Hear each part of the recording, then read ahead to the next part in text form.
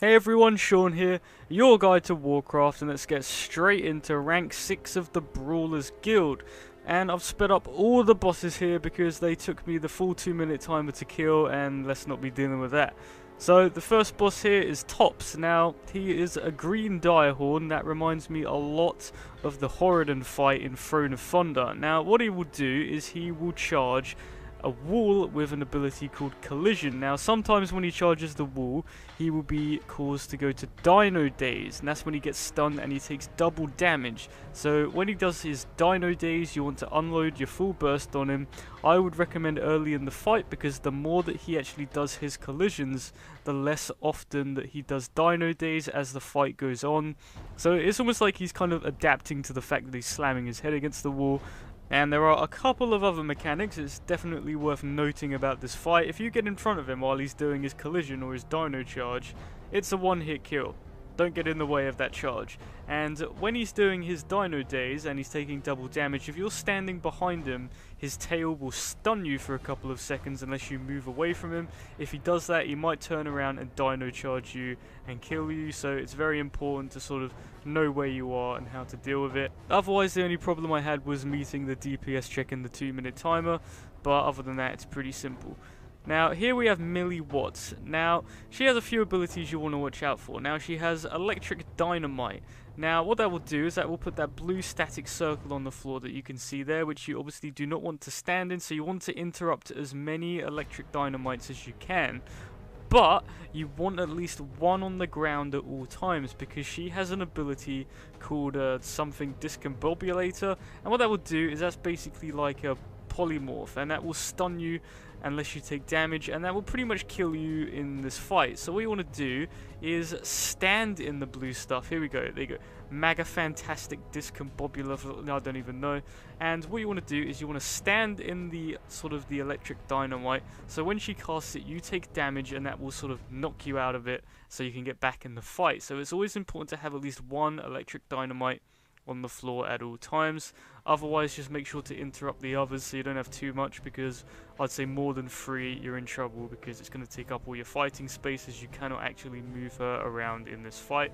But if you just follow that, it's pretty simple and you don't need too much damage to take her down.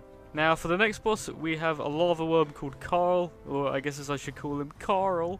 And what he will do is he will sort of spit these lava pools on the ground. You can see one there in the middle of the screen, big lava pool, and what this will do is this will send out waves of lava going in all sort of 4 directions. They won't go diagonally, they will just go in the 4 directions that you see, and when a lava wave from one pool hits another pool, it will cause that pool to trigger as well. So the longer this fight goes on, the more pools are being spawned into the match, more lava waves are hitting the other pools, which in sort of triggers a chain reaction. The more it hits, the more it sets off, as you can see in the background. Now, the only annoying part of this fight is that you don't really have any control over where Carl is going to be. As a lava worm, you can't move him. He just surfaces and you have to fight him where he is, and then he will desurface and surface up in another part of the arena. So you don't really have any control over the placement of the boss or the placement of the pools.